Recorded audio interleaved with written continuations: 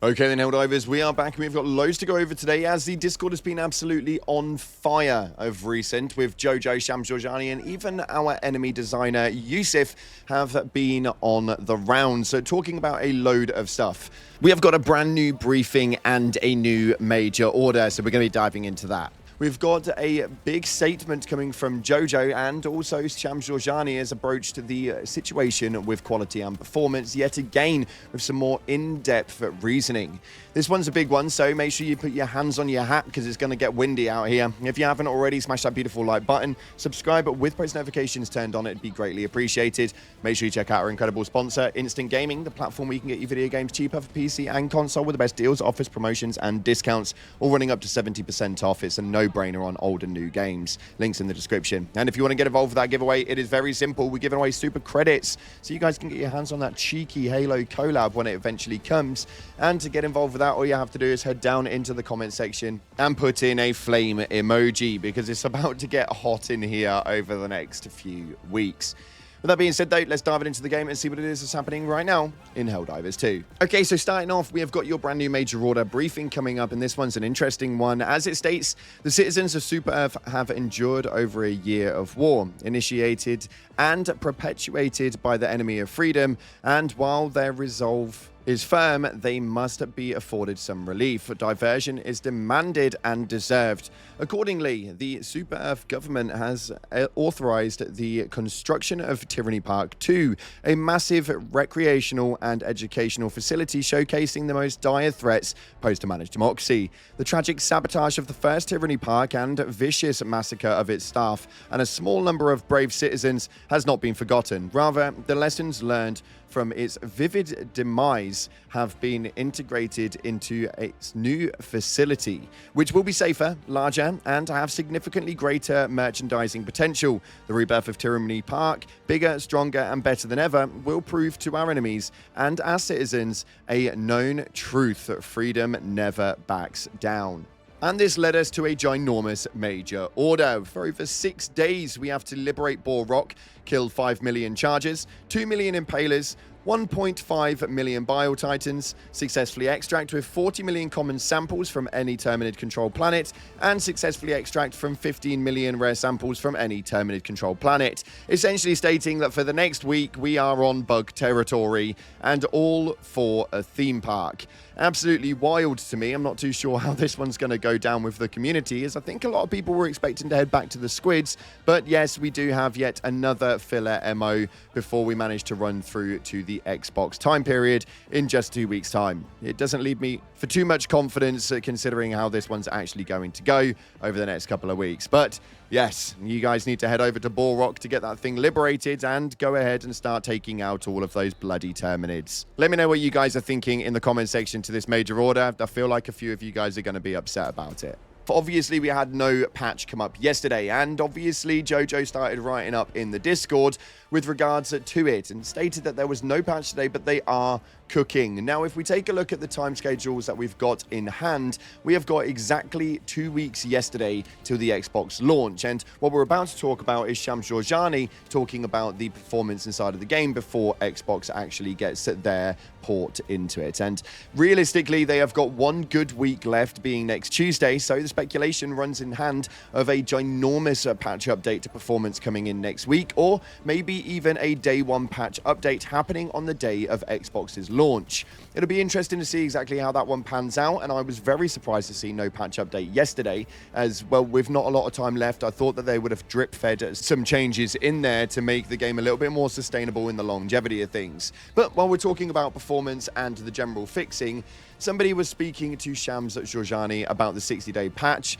after the Xbox release to try and fix up everything that's happening. He made a very, very interesting statement here that states, one of the things that we're working hard on is the general fixing and improvements. The 60-day patch was more of a, wow, do we need to get things in a better place action? Our hope and intent is, of course, that the general quality can be good as a part of regular business. The more stuff we add, the more performance and bugs crop out. So it's balance. We're hard at work making sure the general game quality improves as much as we can as we approach the Xbox release. Now, this obviously leads into some very big questions, as we know full well that there are more limitations, although we didn't quite expect the excuse that we managed to receive, and for me personally, it kind of left a bit of a sour taste in my mouth. He went on to state that we know that quality and performance ain't great for some. For others, it's working perfectly fine. Doesn't mean we won't keep working on stuff for the first gang. We want to keep improving it and make sure every release keeps quality and performance going in the right direction. Old tech, a lot of debt, and us going fast on new stuff is crying face. Now, this is obviously where we kind of look at the overall situation. I don't like the idea of blaming old tech. If this is obviously what you're going to put your game on, then this is obviously what you are comfortable with working with. Therefore, the limitations run in tangent and hopefully means that we can balance things out with new stuff going in versus performance on it. The problem is that right now is that they continue to make statements that they are going to be improving the game as far as performance goes as they keep releasing things. Unfortunately, the game continues to break further and further the more that they release things. So it leads to the question of how far is it that they can actually go before they hit that cap? A lot of people that we've been talking to in the Discord and in our live streams have been asking about new difficulties and increasing it through to difficulty level 11 and 12.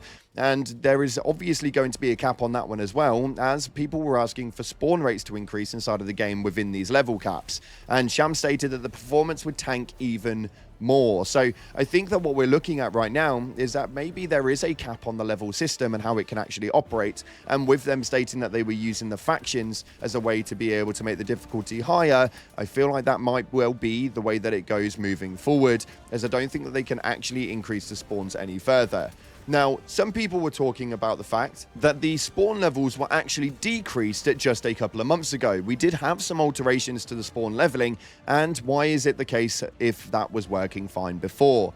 Well, Shams approaches that one as well. He states right here that if spawns changed months ago, there was probably a good reason, or it's bugged. Now we know full well that it's not bugged, and it was manually altered specifically for the game, which kind of means that we might be hitting our full limitations with it in terms of what we can actually have on any one particular map versus the things that they're actually putting in, which again leads to the question of sunsetting and whether that's actually going to appear. It didn't do too well for Destiny 2, and I think that it would probably have the same effect here in Helldivers, but we'll have to wait and see exactly how that one plays out, as memory seems to be something that they talk about quite a lot.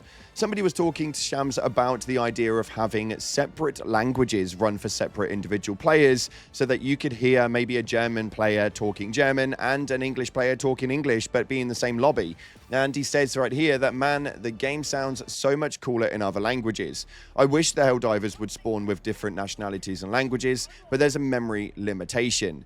So, yeah, it appears that the memory limitations right now are probably hitting their cap, and whether it's actually going to be able to expand moving forward, we'll have to wait and see. It definitely is a very interesting question, and how it is that they actually work around it. We are digging around it and trying to get some answers for you guys. Fingers crossed it will actually pan out for us in a positive light. In other news, Yusuf responded to a main individual inside of the Discord talking about the main component for the AI system and how the targeting operates. Somebody put right here, thanks for asking my last question. I do have one more regarding the enemy AI behavior.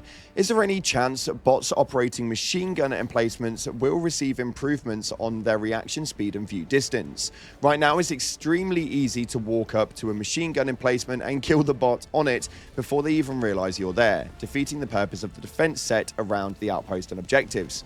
Ideally, they should have the same aggression as the infamous fortress turrets, only their low durability, damage, and accuracy would make such aggression way more balanced to play against. Also, the Illuminate Overseers should charge towards the player while they have their shield up instead of simply standing still. Is there any chance that we could see a buff like that come to the future? It's actually a hilarious one because this would already, just those two things, would make the game 10 times harder, and I'm not too sure why you'd want that frustration, but nonetheless, Yusuf responded with this comment right here. This is due to the myriad of reasons for how AI systems work and how it prioritizes targets. We are continuously assessing it, but I can tell you what and when there's going to be a solution, sadly. But generally, fortress turrets have their own setup and work completely different from troopers on emplacements. Shield charges, yes, that's nice. Thanks for the feedback, though.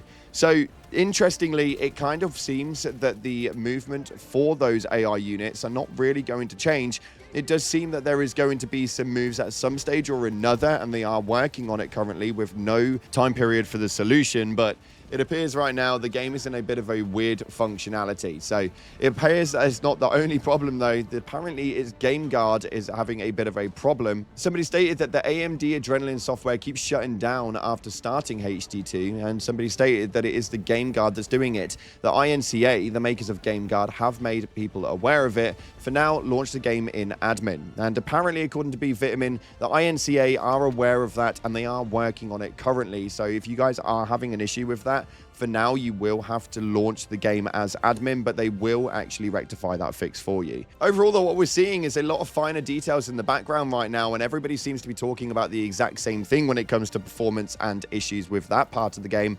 Hopefully, that is something that they rectify very soon, because for me personally, it appears that, well, it's in a bit of a rough spot. And with the Xbox launch coming very soon and people getting really hyped up over this new Halo launch, apparently, we're going to need a little bit more than just a bit of tinkering.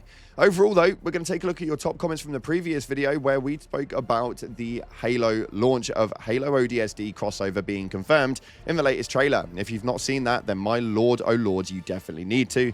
I'll leave the link down in the description for you guys to check out, or just head over to the channel. We put up daily news for Helldivers here. But the first comment right here is coming from Red Serpent, stating all they needed were 3 effing notes and the entire ODST community is hyped as hell.